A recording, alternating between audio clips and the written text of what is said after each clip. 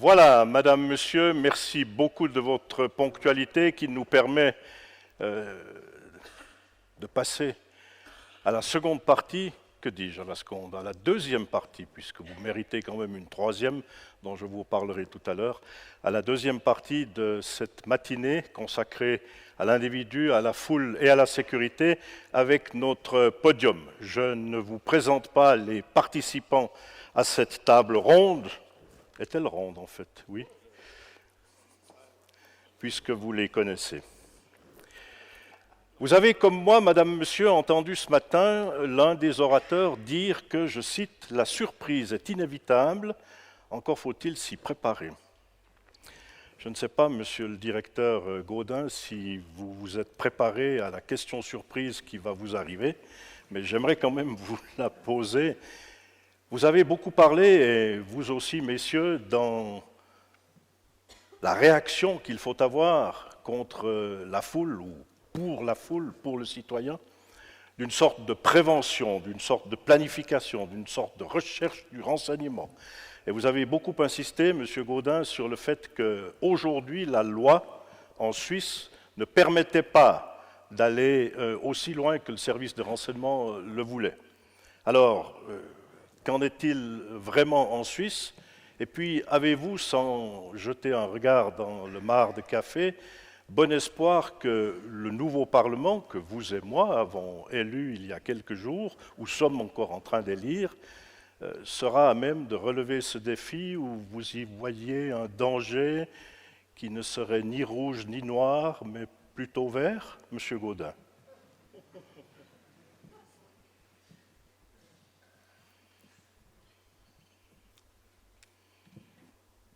Très bien. Merci Jean-Luc pour ces deux questions.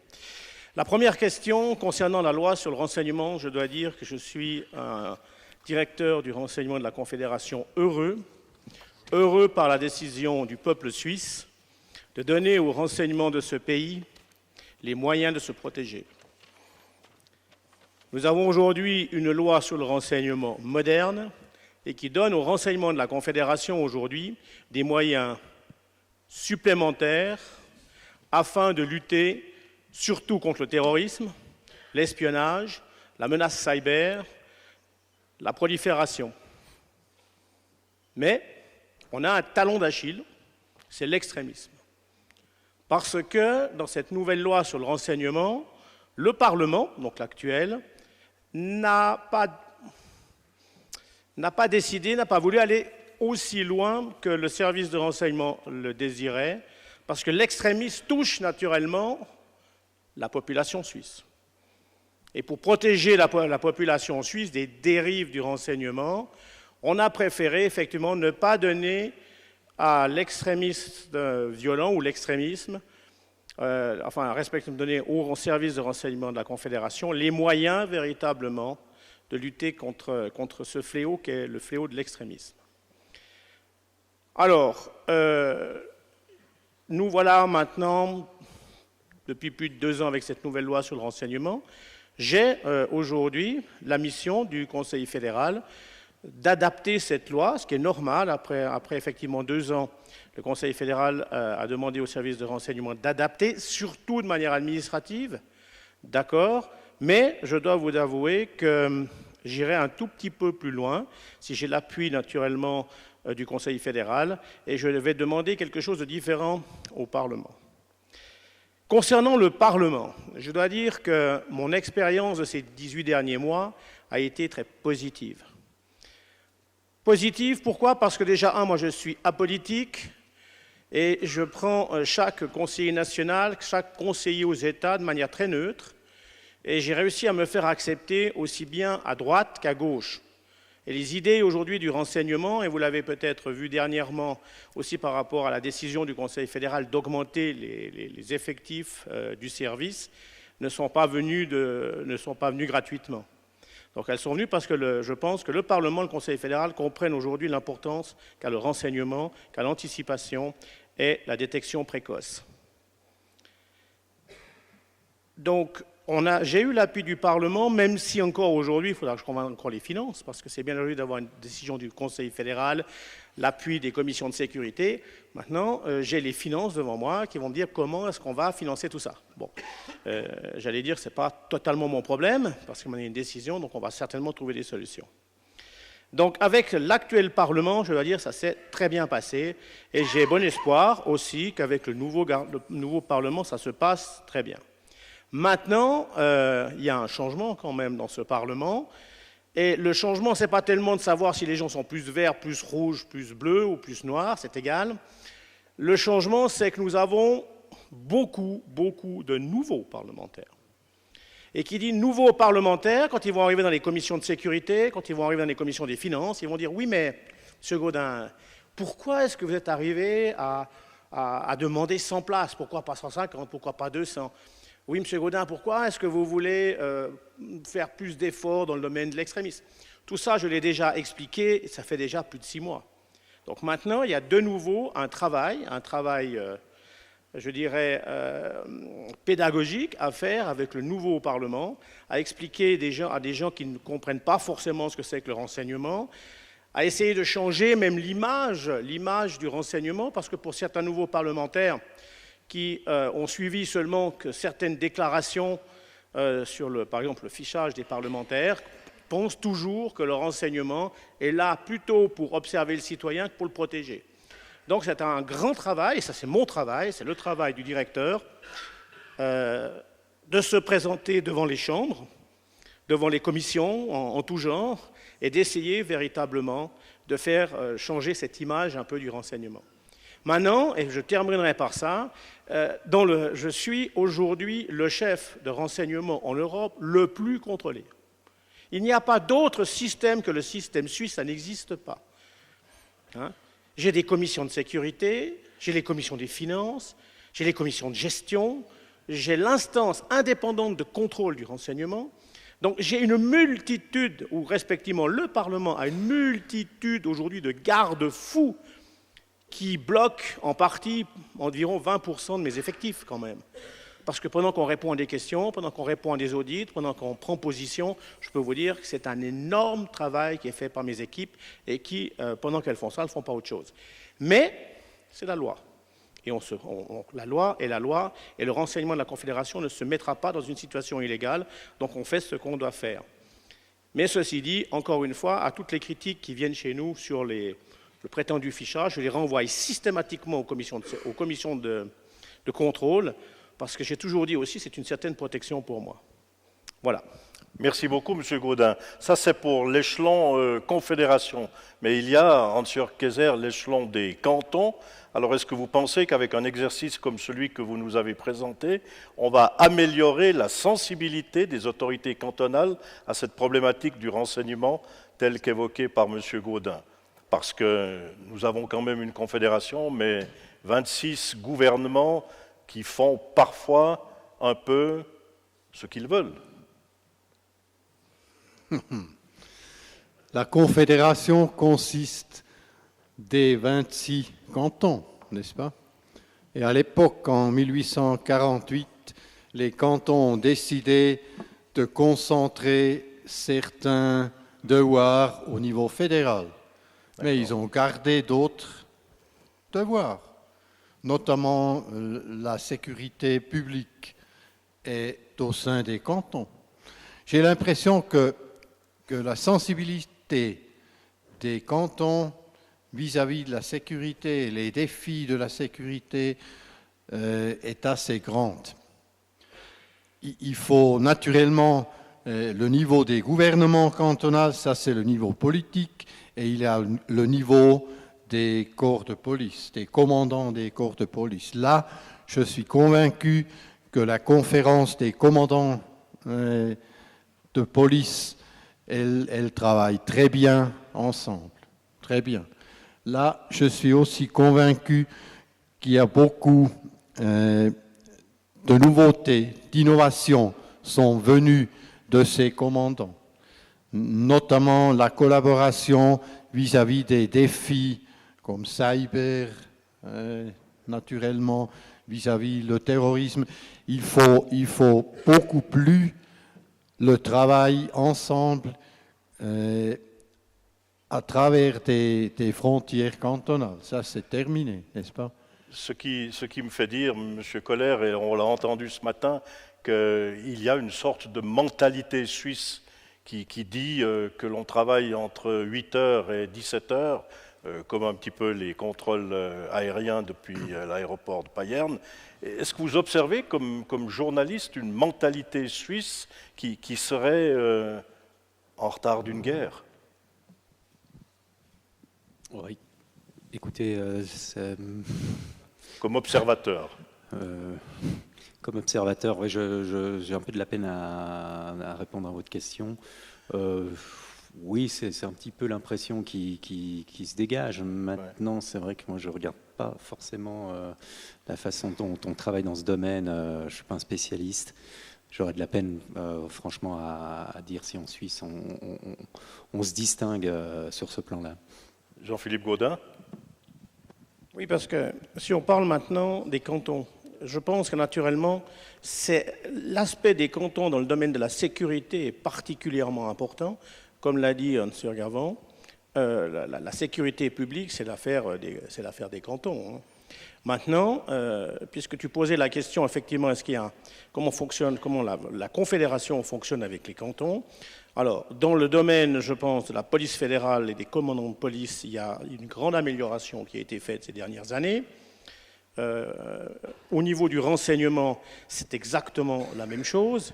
D'ailleurs, puisque je parlais de la loi sur le renseignement, il faut savoir que la conférence des commandants de police et la conférence des conseillers d'État à la sécurité soutiennent naturellement le renseignement de la Confédération.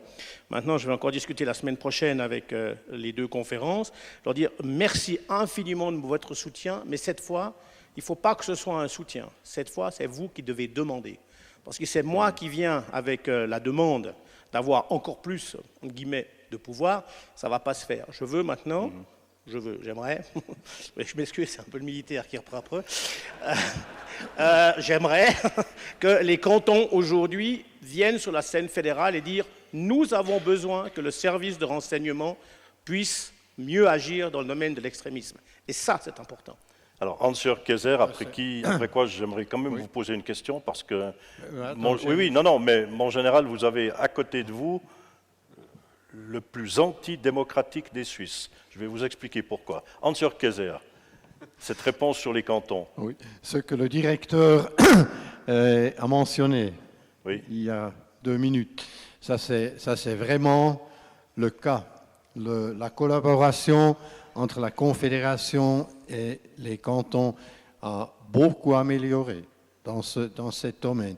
Et pour vous, il est important de savoir que dans chaque corps de police cantonale, il y a des collaborateurs qui travaillent pour le service de renseignement, qui sont aussi payés par la Confédération pour leur job, n'est-ce pas?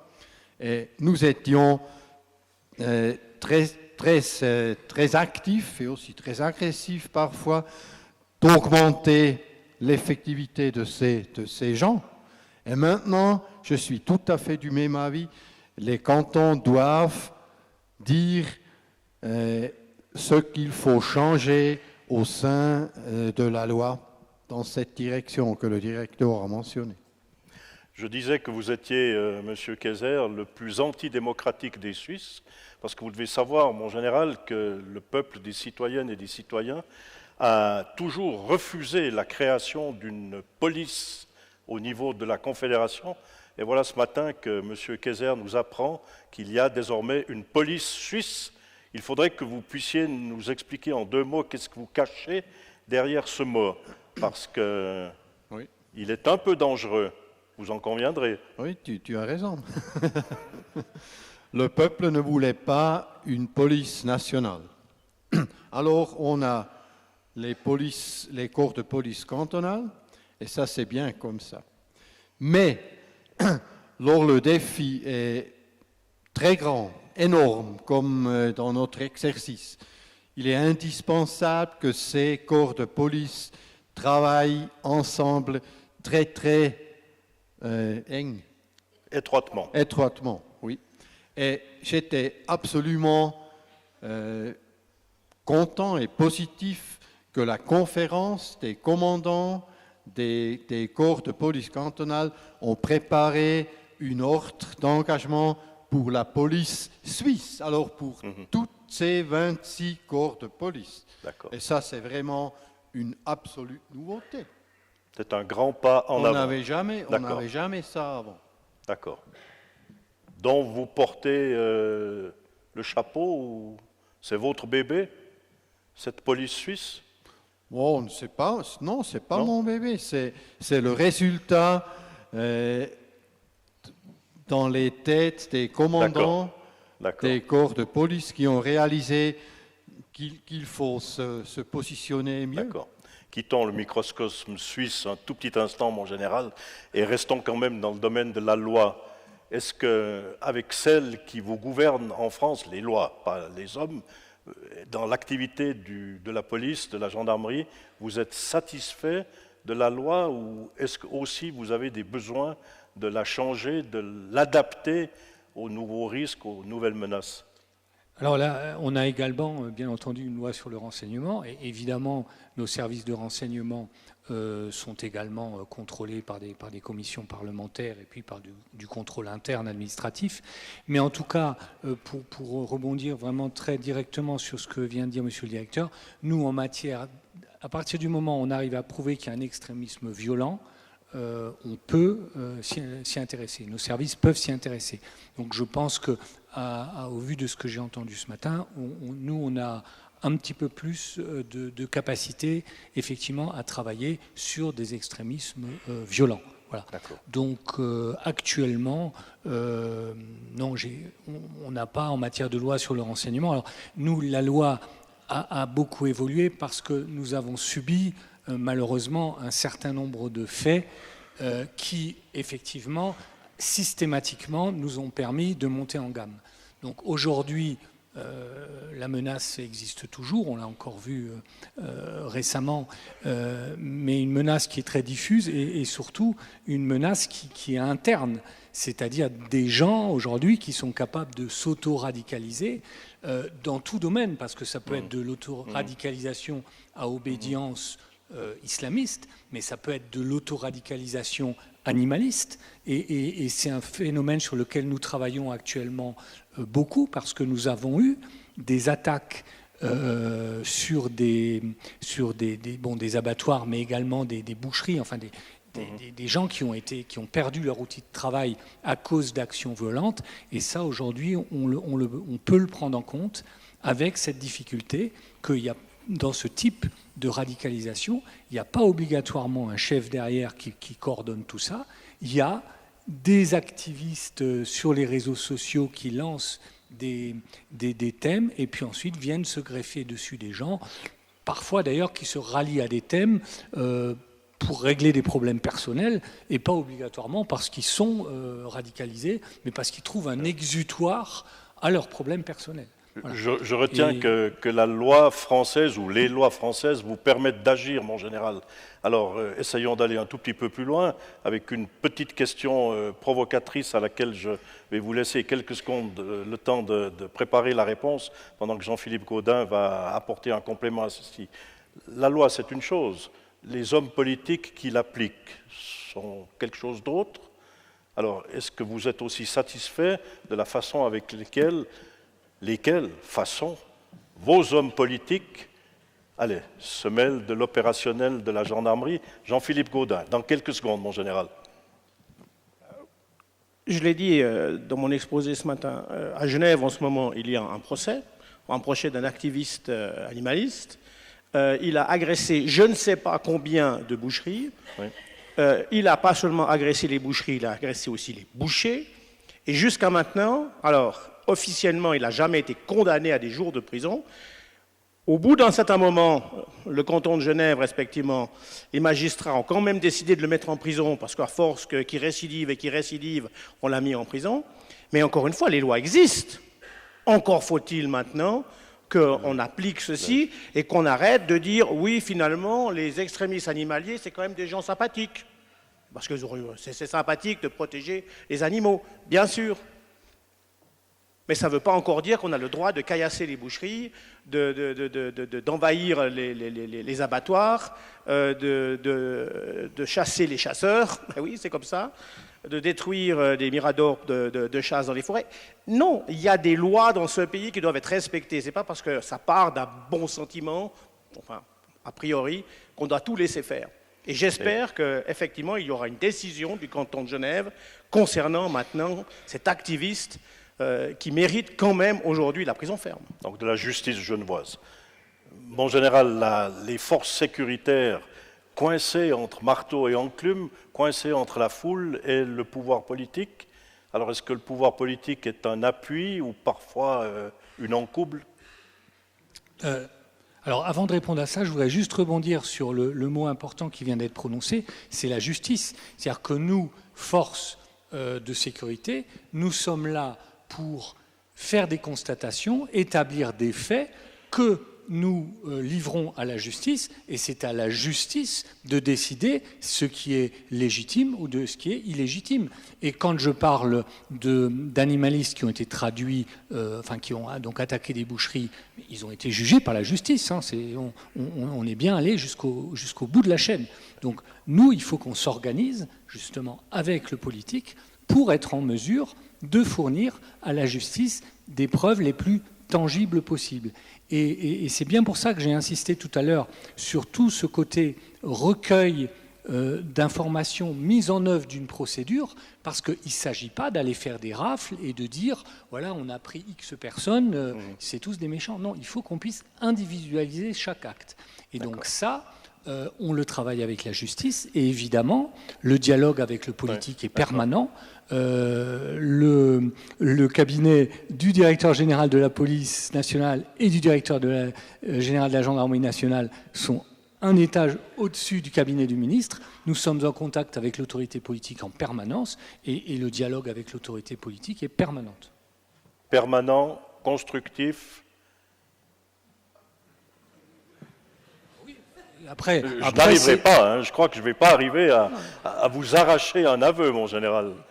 Nous, en tout cas, on a la possibilité de dire ce que l'on veut dire, et après, on se plie, on n'est pas dans un état totalitaire, hein, on n'est pas en état d'urgence. Cet état d'urgence existe, mais il n'a pas été mis en œuvre, et donc aujourd'hui, moi, en tant que militaire, je me plie aux politiques. Ça me permet quand même de rebondir sur quelque chose qui a été dit ce matin, et là j'aimerais aussi entendre Frédéric Kohler nous dire ceci. Vous l'avez vécu en France, vous l'avez vu, et vous en avez témoigné, c'est cette perte de confiance que le peuple, la foule, les citoyennes et citoyens ont tout à coup dans leur police. Et c'est quelque chose aussi que vous avez vécu, puisqu'à Hong Kong, vous l'avez témoigné. Vous allez nous expliquer comment vous sentez cette perte de confiance. Et puis, mon général, après, vous allez quand même nous dire qu'il y a quelques années, vos forces sécuritaires étaient adulées après une série de tragiques événements et tout, et que cette perte de confiance s'est aussi un peu lézardée, si c'est vrai ou si c'est pas vrai. Frédéric Kohler. Oui, tout d'abord dire mon bonheur de vivre dans un pays où j'entends le chef du renseignement se plaindre du nombre de commissions qu'il a sur le dos et qui montre bien le cadre légal qui lui est mis.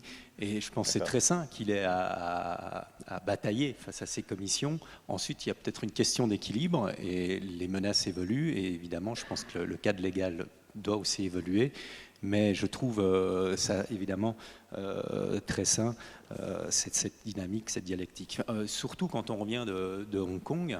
Et là où je pense que ça doit nous interpeller, ce qui se passe à Hong Kong, effectivement, cette perte de confiance dans le politique, dans la police, ça tient effectivement à un état de droit qui existe à Hong Kong, mais qui est suspendu à une échéance qui est de 2049 et où on est confronté de l'autre côté de la frontière et à échéance à être intégré dans un ensemble où on est dans l'arbitraire.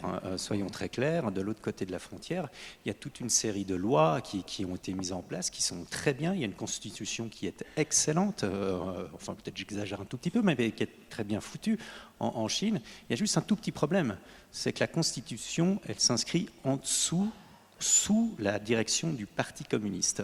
Ça veut dire que la charte du parti est au-dessus de la Constitution. Bon, donc en dernier ressort, le parti décide et la loi est au service d'un parti.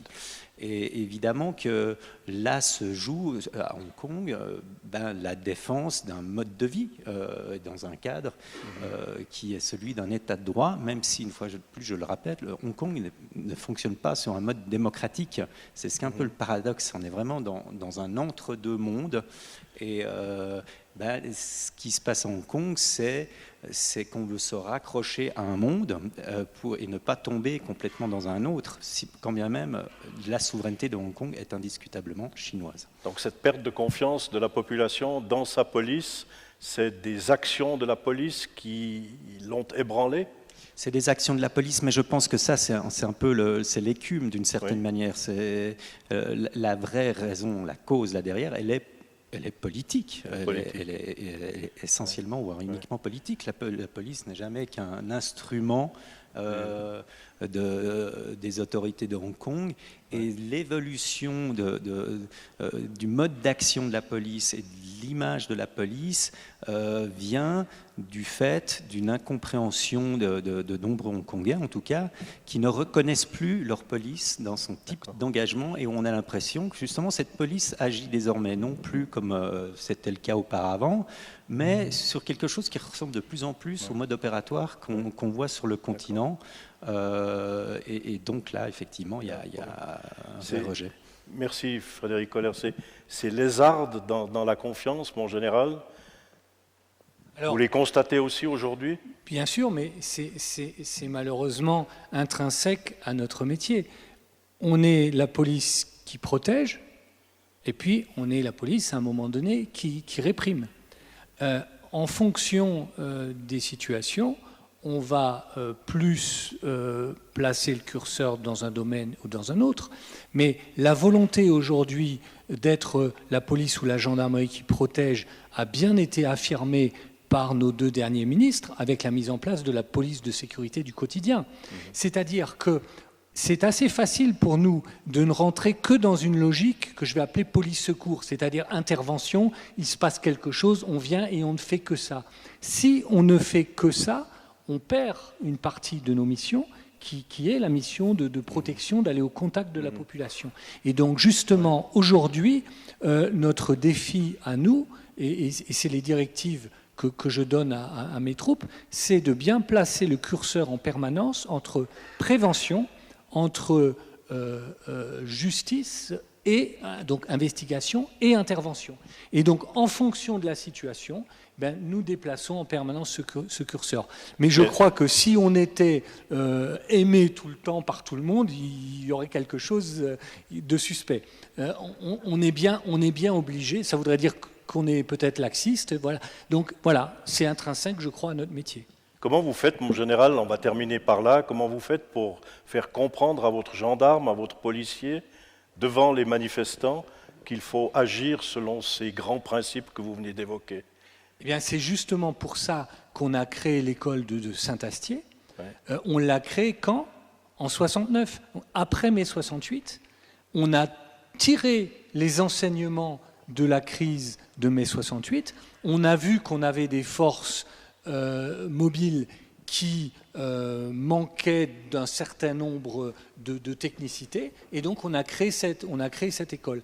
Comme je vous ai essayé de vous montrer tout à l'heure que l'on tient compte des expériences qu'on a vécues avec ces crises gilets jaunes en réorientant notre schéma national de maintien de l'ordre, eh bien, on a créé Saint-Astier pour justement apprendre aux gendarmes d'être stoïques dans certaines situations et puis d'aller au contact dans d'autres. Ces situations de lézardes, de tremblement dans la confiance de la police, on ne les connaît pas en Suisse, monsieur Kayser. Je suis très content qu'il y a des sondages réguliers en Suisse chaque année, je crois, des sondages indépendants. Et dans les résultats de ces sondages, la confiance dans nos polices reste très très haut. La confiance vis-à-vis de la police est plus haute que la confiance vis-à-vis de la politique dans ces sondages. Et ça reste depuis des années, c'était comme ça, depuis des années. Et où se situe celle dans les médias? Tout en bas, hein? D'accord, Monsieur Kayser. Et dans toutes les académies de police, comme chez vous à Savatan, mais aussi dans les autres, en Suisse alémanique, ça c'est un part très important pour le programme, pour ces aspirants, naturellement.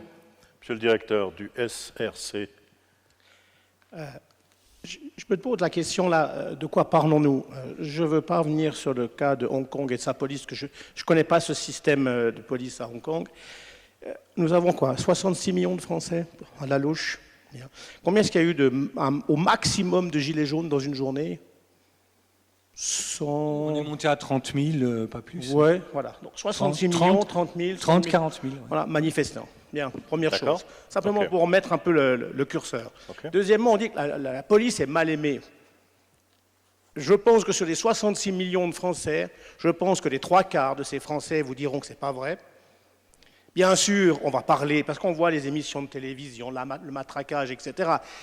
Ça, c'est une image qui est donnée de la police française. Mais dans la population française, et je le sais, j'ai quand même vécu 2 ans et demi dans ce pays, l'image de la police n'est pas aussi négative qu'on voudrait le faire croire aujourd'hui. Et il ne faut pas prendre l'image de la police française parce qu'on voit un policier matraquer un manifestant.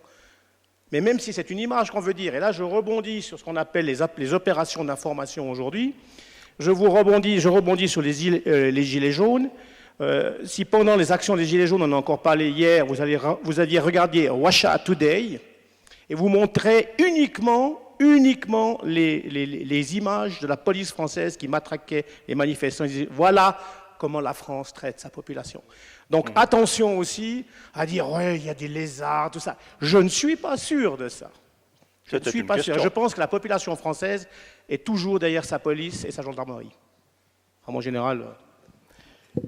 Frédéric Koller, parce que vous n'êtes pas l'avocat des médias ici. Non, mais si je...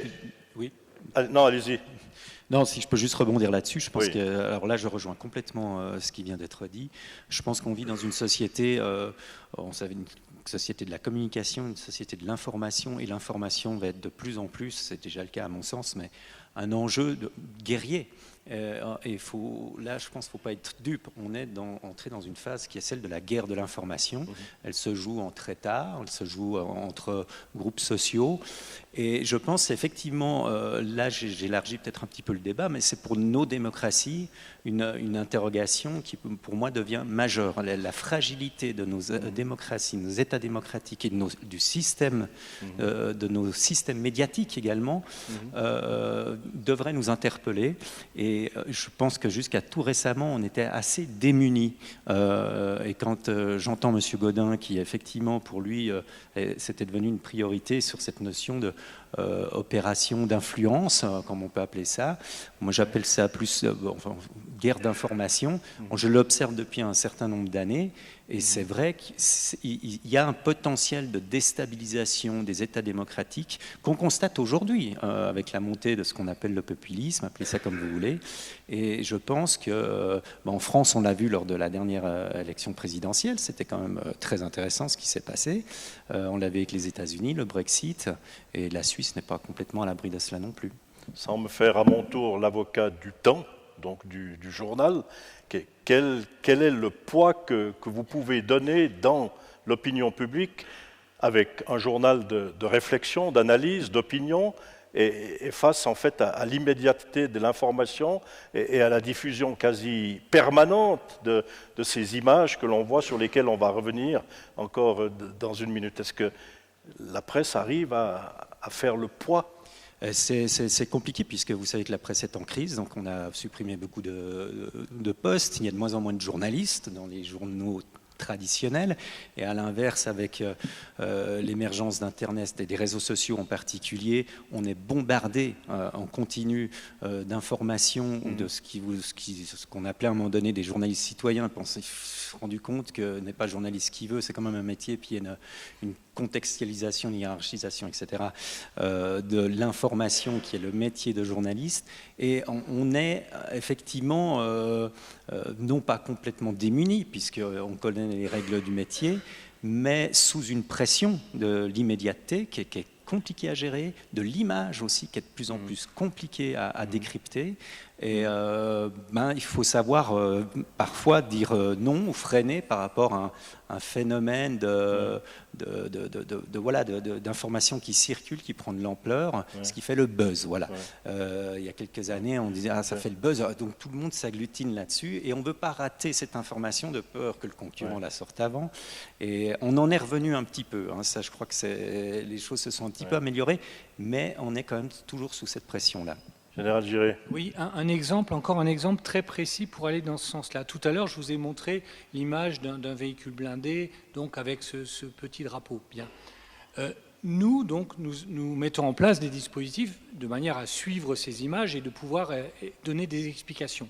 Les grands médias français ont tous mis en place une équipe anti-fake news au sein de chaque média pour pouvoir également faire cela. Et un autre exemple qu'on peut donner, c'est que vous savez, quand vous avez un tweet, la première chose à faire, c'est de regarder dans les propriétés de la photo à quelle date elle a été prise. Et très souvent, on s'est aperçu les samedis après-midi que circulaient des photos de manifestations qui avaient eu lieu 2, 3, 4, 5 ans avant. Donc, il faut vraiment que cette guerre des médias, elle crée des troubles chez tout le monde, autant chez des journalistes qui, à des moments, ont cru vraiment légitimement relayer une information qui était totalement fausse. Donc il faut vraiment qu'on prenne en compte ce phénomène globalement et chacun dans sa spécialité. Le politique aussi peut se faire manipuler. Le service de renseignement, vous le savez mieux que moi, c'est votre métier, mais le journaliste aussi peut se faire manipuler. Jean-Philippe Gaudin. Oui, alors je reviens effectivement sur ces opérations d'influence, cette guerre de l'information. Moi, si j'utilise le mot guerre, après, les gens n'aiment pas trop, alors c'est pour ça que j'utilise le mot influence. Je reviens là sur la manipulation du citoyen, la manipulation des foules.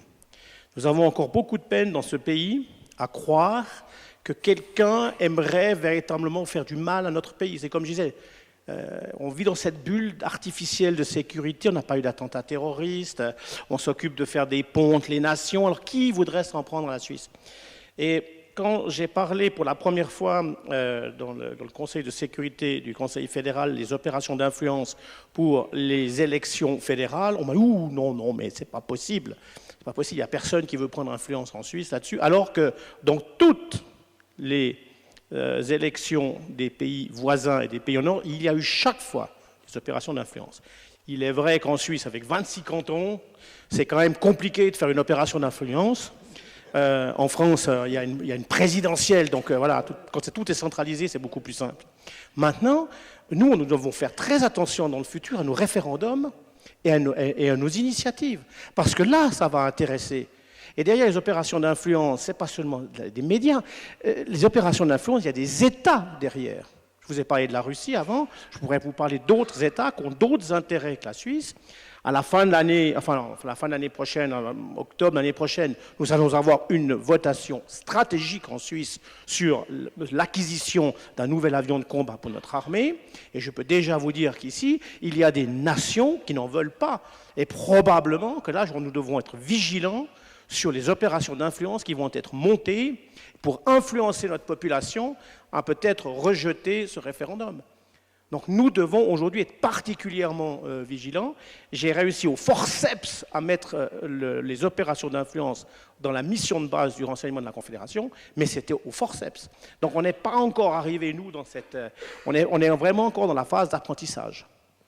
Est-ce qu'alors, Hans-Jürg Kayser, devant cette réaction là, de Jean-Philippe Gaudin, est-ce que l'exercice que vous dirigez depuis la semaine prochaine ne serait pas sur un plan médiatique vis-à-vis de la population, vis-à-vis de nous toutes et tous, un peu trop timide? Un peu trop Macht timide. es gut und Oui. spricht darüber. Oui. Alors, le concept détaillé de l'exercice avait décidé que c'est un exercice des états-majors, D'accord. n'est-ce pas? Ok. Ce n'était pas ma décision. Et puis maintenant, on fait ce qu'on a préparé, mais quand même, on va avoir des résultats, n'est-ce pas? Comment ces états-majors travaillent ensemble, comment ils tirent des décisions, comment ils fonctionnent. Ça, c'est déjà quelque chose. Mais la communication dans la crise, ça, c'est vraiment un défi. Ça, c'est clair, avec tout, vous l'avez mentionné, fake news, social media, n'est-ce pas? Nous sommes bombardés, quelqu'un a dit bombardés, avec des informations.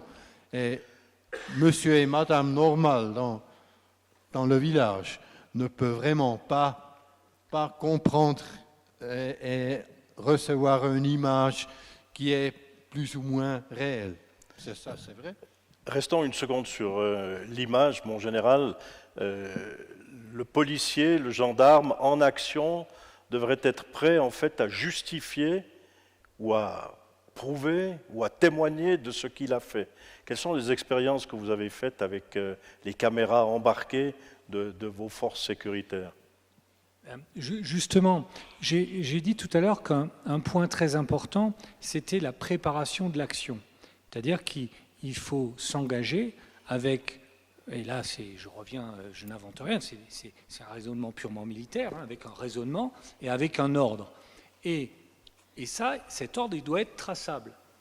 Et à partir du moment où le gendarme ou le policier a agi dans le sens de l'ordre qui lui a été donné, et un ordre qui à ce moment-là est légitime, combiné à l'image, on vérifie simplement la proportionnalité entre l'action et l'ordre donné, et à ce moment-là, on arrive justement devant la justice à lui demander de faire la part des choses, puisque, on l'a dit, autant il y a un droit à manifester, mais je voudrais juste rappeler que le droit de manifester, c'est une traduction du droit d'exprimer son opinion, mais le droit de manifester doit également se faire dans le respect des règlements et également de la liberté d'autrui. Vous parliez des blocages de ponts tout à l'heure. Voilà, on a le droit de manifester son opinion, mais moi j'ai aussi le droit de traverser le pont. Donc voilà, il faut toujours que l'ordre qui est donné, l'intention de manœuvre soit très claire et que le gendarme ou le policier puisse l'exploiter clairement. Mais celui qui est en face du gendarme ou du policier a aussi une caméra? Oui. Oui, ils filment en permanence, sauf qu'ils vont vous filmer qu'une petite séquence Voilà. où le gendarme ou le policier va intervenir. Ce qu'il n'aura pas filmé, c'est que le gendarme ou le policier se sera fait insulter pendant 20 minutes ou une heure non-stop avant, et qu'à un moment donné, le commandant de la force publique, sous l'autorité de l'autorité administrative, a décidé de dégager le point. Donc voilà. Donc si vous voyez que la minute où le gendarme ou le policier intervient, ça peut paraître choquant. Donc, si vous voyez toute la séquence, c'est parfois totalement différent. Donc c'est effectivement une guerre de l'image. Une image contre une autre. Madame, monsieur, à propos de guerre d'image, quelle image avez-vous de ce débat et quelles questions existentielles, aimeriez-vous poser à l'un de nos 4 intervenants ici? Est-ce qu'il y a quelqu'un? Je ne vois malheureusement pas la salle parce qu'il n'y a pas de luminosité. Voilà, alors il y a une première question. Monsieur le directeur. Merci, désolé de prendre la parole en premier pour les invités qui sont là. Mon général, cher François, j'ai une question concernant les manifestations des Gilets jaunes. Est-ce que l'autorité politique française, prenons le cas de Paris, a formulé une mission claire, a énoncé une mission claire aux forces de police et de gendarmerie Si oui, comment était-elle formulée durant certains événements? Alors, vous avez vu le film tout à l'heure. Déjà, des Gilets jaunes, il y a des revendications extrêmement diversifiées, des modes d'action extrêmement différents, des gens qui étaient sur les ronds-points, qui n'étaient pas du tout violents, des gens qui sont devenus violents. Donc, en fait, on s'est vraiment systématiquement adapté à la situation. Donc, le politique, évidemment, nous demandait de faire cesser le trouble, mais surtout d'adapter la réponse à chaque situation. Donc je prends un exemple, et là on arrive dans la partie négociation, si à un moment donné on arrive à dire voilà, ce rond-point, vous le bloquez une demi-heure, et puis nous on assure la sécurité autour, parce que je vous le rappellerai également, je ne l'ai pas dit, il n'y a aucun mort durant toute cette séquence du fait des forces de l'ordre. Tous les morts, il y en a eu 7 je crois de mémoire, sont des accidents de la route dus à des gilets jaunes qui ont commis ou fait commettre des imprudences à des automobilistes qui eux voulaient circuler normalement. Il n'y a aucun mort du fait des forces de l'ordre. Donc le politique avait bien dosé ces directives et on a essayé justement de concilier au mieux cette expression de la liberté d'opinion et puis le respect de la liberté des autres. Voilà.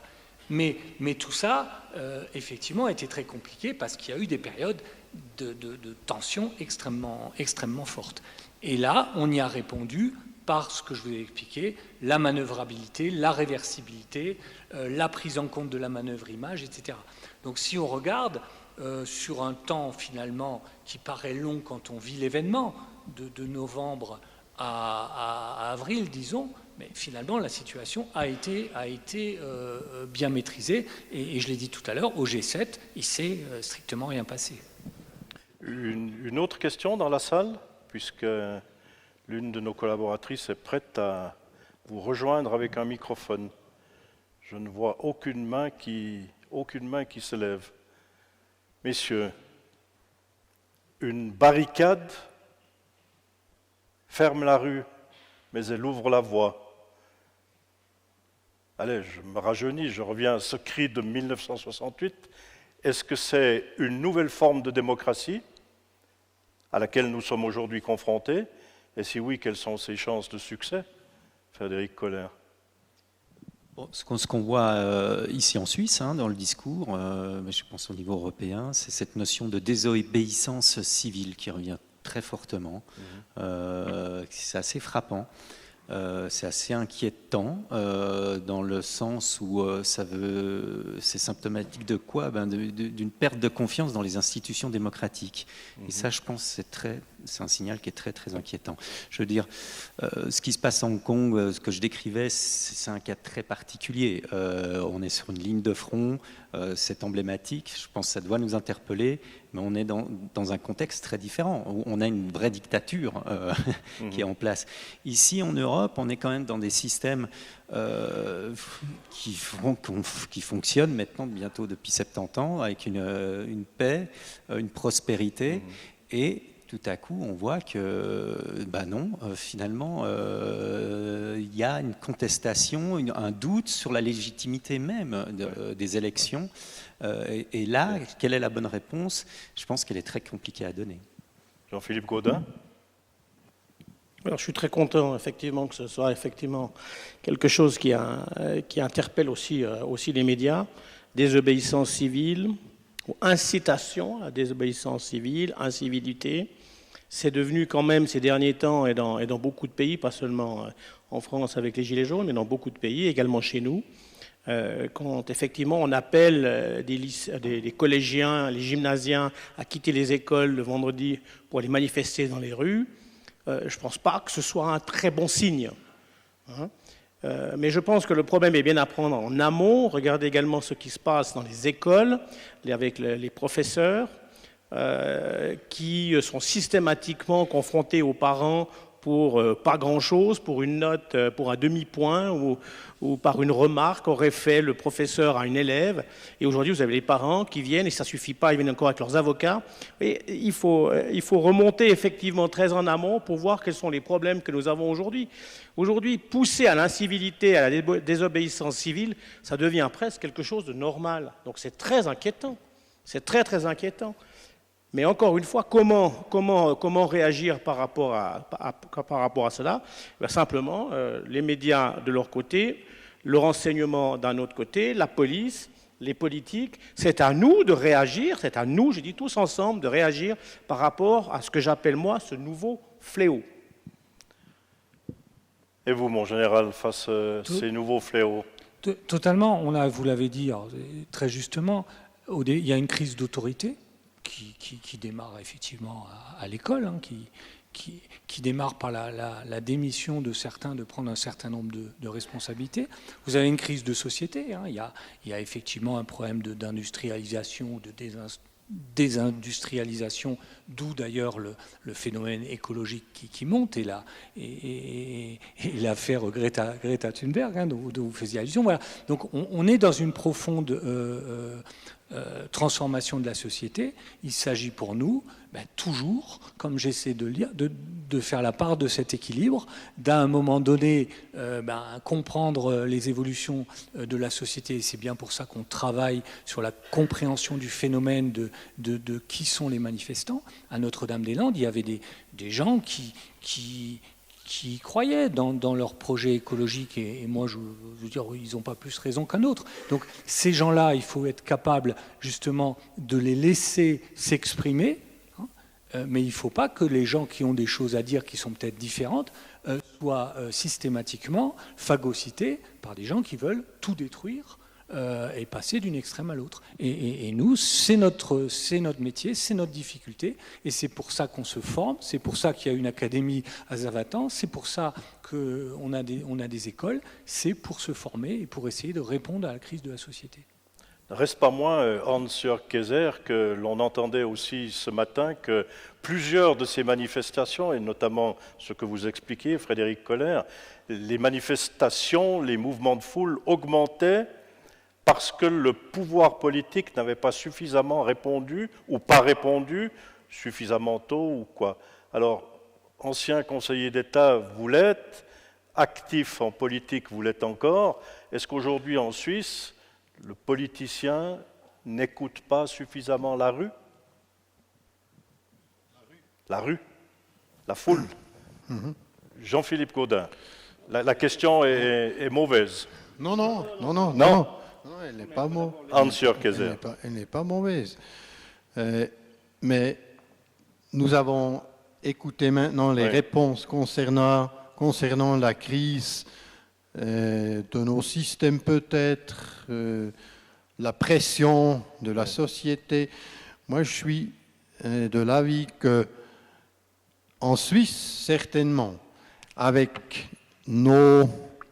notre système qui est dans des régions assez petites, le district d'Aigle, Madame la préfète, n'est-ce pas? Alors, beaucoup de problèmes peuvent être résolus très proches à la population. Et ça, c'est une chance. Ça, c'est pas la même chose dans d'autres pays. Mais ici, chez nous, c'est une chance. Ça, c'est un élément pour moi.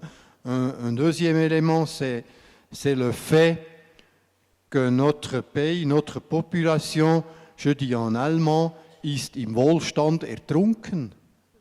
Wir sind im Wohlstand ertrunken. Depuis la Deuxième Guerre mondiale, notre richesse, notre Wohlstand, Bien-être est allé comme ça. Et maintenant, quels sont nos problèmes? Et maintenant, nous voyons que beaucoup de gens ne participent pas ou plus à les élections. Hein? Mais ils vont manifester. Pourquoi? Mais il y a des votations au niveau communal, au niveau cantonal, au niveau fédéral, une douzaine par année, où on pourrait s'exprimer et dire son opinion.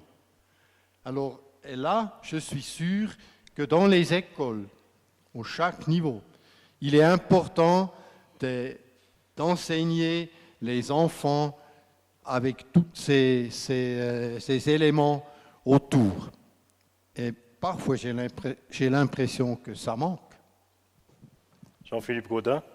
Mon cher Jean-Luc, je pense que ta question était provocative. Oui. Parce que écouter la rue, moi j'ai une seule réponse, c'est démocratie. Oui. Alors la rue, c'est quoi? Dans les dernières manifestations qu'on a eues en Suisse sur le climat, allez, 20 000 dans la même journée, je crois que c'était le record, 6 millions de Suisses. Alors vraiment, ce que pensent les 20 000 dans la rue, je suis désolé, voilà. Cela dit, tu as dit quelque chose d'important, Hans-Jörg, sur le nombre de personnes qui ont été votées. Et là, on a vu quand même que probablement, c'est les 20 000 qui ont été manifestés dans cette fameuse journée du climat, eux ont probablement été votés.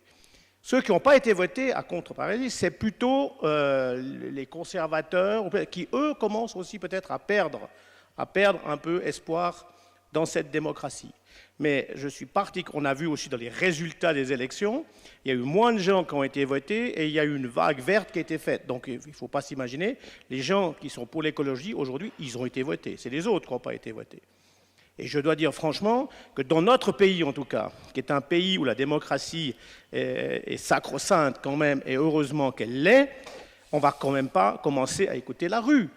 Moi, j'écoute le peuple suisse qui a voté sur un nouveau Parlement qui nous a donné 17 conseillers nationaux écologistes. Et j'attends maintenant de ces conseillers nationaux écologistes qu'ils prennent certaines mesures.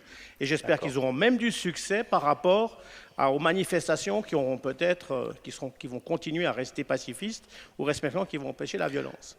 La seule chose dont je me fais souci, c'est que si ça ne va pas assez vite dans le milieu politique, là, on aura un autre mode d'action dans les manifestations écologistes. Je reste dans le domaine de la provocation parce que je suis très têtu. Je ne pose pas de questions provocatives, je fais une remarque. Les citoyennes et les citoyens qui ont choisi ce nouveau Parlement, il n'y en a qu'un sur deux. Où est l'autre? Madame, Monsieur, vous pouvez prendre vos deux mains et applaudir nos 4 intervenants de ce matin. Merci. Vous pouvez laisser les micros. Je te retiens, toi.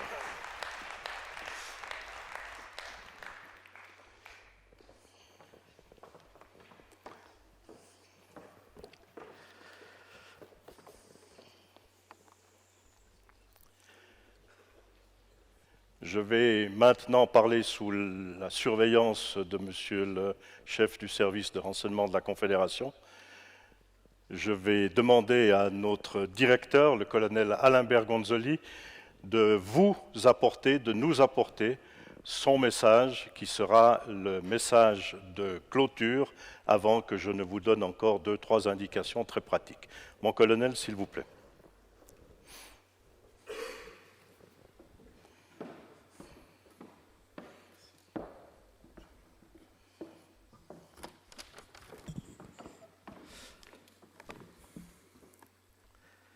C'est la pénombre. Notre modérateur vous le disait à l'heure des salutations, l'Académie de police de Savatan, toujours en phase avec l'actualité. C'est bien vrai, mesdames et messieurs. Mais comment pourrait-il en être différemment pour une institution de formation comme la nôtre? Et c'est bien vrai, notre Académie est une entreprise, confrontée comme toutes les autres aux réalités sociales, économiques du moment. Voilà pourquoi aussi, réalité financière oblige, vous avez contribué à notre forum en vous acquittant d'une finance d'inscription. Je vous en remercie chaleureusement. Mais notre Académie de police est également en continuelle mutation et adaptation. Ça, ce sont les réalités sociales, les réalités sécuritaires du moment qui nous y obligent. Voyez-vous, depuis le début du mois d'octobre, et pour la première fois en Suisse romande, cela a été dit par la commandante ce matin, l'école d'aspirants 2 2019 a débuté sa formation selon le nouveau cursus dit du CGF 2020, Concept global de formation 2020, sur 2 années. essentiellement composée d'aspirantes et d'aspirants de la police cantonale genevoise, cette école accomplira sa première année à Savatan. Une année qui s'achèvera sur l'ECO, ECO pour examen de capacité opérationnelle, lequel donnera à l'aspirant son feu vert pour suivre dans son corps d'appartenance sa seconde année de formation. Une année qui s'achèvera avec les examens finaux du brevet fédéral de policier. Ce nouveau cursus répond aux exigences du moment. Il a la nécessité de notre côté, dans les rangs de nos cadres et de l'ensemble de nos instructeurs et formateurs, un énorme effort de reprogrammation, un immense travail de planification. L'école d'aspirants 219 est quasiment une école pilote et nous en profiterons de tirer toutes les leçons et expériences pour perfectionner notre produit. Le CGF 2020 sera alors pour la prochaine école d'aspirants dès avril 2020 monnaie courante. Cela dit, notre institution de formation tient également compte des besoins de nos corps partenaires. Instruction aux armes longues, une nécessité. Exemple des récents braquages, quelques beaux succès aussi. Instruction à l'arme blanche et comment répondre à une attaque au couteau. Exemple des récents et continuels accidents et incidents. Instruction du primo-intervenant, exemple des attentats. Toute cette formation qui vient aujourd'hui compléter, enrichir notre formation policière de base. Toutes ces formations, mesdames et messieurs, que nous continuons à dispenser dans la perspective de créer un policier, un gendarme, un inspecteur idéal, ou à tout le moins équipé au mieux des outils nécessaires pour répondre aux risques et menaces d'aujourd'hui. Un policier ou un gendarme pragmatique, au comportement proportionnel, aux attitudes d'humanité, mais aussi toutes ces formations, mesdames et messieurs, que nous continuons à dispenser dans la fidélité de nos valeurs, discipline, exemplarité, ouverture et respect. Des valeurs qui sont au quotidien le fil rouge de nos engagements. Un autre fil rouge pour notre Académie de police, notre Forum Sécurité Chablais, qui marque cette année sa 13e édition. Quel beau témoignage de continuité, mais aussi quel beau témoignage de nécessité. Nous avons aussi, nous, Académie de police de Savatan, le devoir d'éclairer nos partenaires, nos autorités, nos concitoyennes et concitoyens sur les réalités sécuritaires de l'heure. Chaque année, nous avons offert un thème de réflexion qui collait à l'actualité, quelquefois même qu'il la précédait. Nous allons poursuivre avec ces journées de réflexion, car elles nous sont aujourd'hui, plus que jamais, indispensables pour garantir la pérennité de la qualité de notre formation. Dans ce sens, votre présence, vos remarques, vos contributions, même critiques, nous sont indispensables. Elles sont ici, dans ce cadre, encore avec un plus, elles sont enrobées de convivialité et d'amitié. Cela aussi est une valeur capitale dans nos engagements quotidiens. Pour tout cela, mesdames et messieurs, je vous exprime ma vive gratitude et vous remercie très chaleureusement de votre présence. Comme je remercie sincèrement et très chaleureusement nos 5 oratrices et orateurs de ce matin. Elles et ils ont apporté leur regard, leur analyse, leur témoignage, leur réflexion, leur perspective. Merci infiniment de votre geste d'amitié à l'endroit de notre Académie. Madame la commandante de la police cantonale genevoise, mon général, monsieur le directeur, monsieur l'ancien conseiller d'État, et vous, monsieur Koller, je vous présente mes respects. Enfin, je vous remercie de réserver une salle d'applaudissements pour notre modérateur, monsieur Jean-Luc Piller, toujours fidèle à lui-même, rigoureux et professionnel, mais néanmoins sensible et espiègle.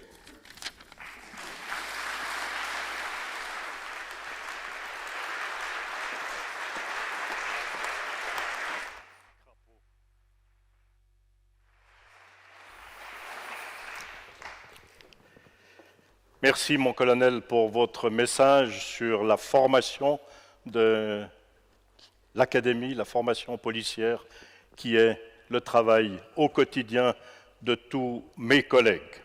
Madame, Monsieur, le prochain forum Sécurité Chablais, ce sera le 14e, aura lieu le 6 novembre de l'an 2020. C'est un vendredi. Madame, Monsieur, dans l'immédiat, l'apéritif dînatoire auquel vous avez généreusement contribué vous sera offert dans le fond de la salle. Vous profiterez de l'occasion pour visiter l'exposition des photos montagne du Champéry Film Festival. J'aimerais adresser mon merci à toutes celles et à tous ceux qui m'ont aidé à préparer ce forum, ma médiamaticienne Kelly et notre apprentie Maroussia, les dames Sylvia, Denise et Marie-Ève qui vous ont accueillis et accompagnés, ainsi que les garçons de la logistique, c'est un terme que j'emploie exprès, très familier, Gilbert, Christian, Christophe et Jean-Michel. Tout cela, toutes ces personnes ont contribué au succès d'aujourd'hui.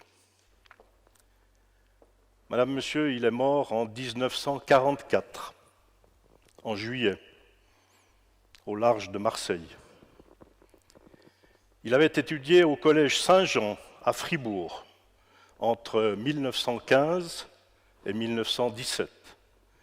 Vous l'avez deviné, le Petit Prince, Antoine de Saint-Exupéry, qui dira cette merveilleuse phrase: « Il y a dans toute foule des hommes que l'on ne distingue pas, mais qui sont de prestigieux, de prodigieux messagers, et qui parfois même ne le savent pas eux-mêmes. »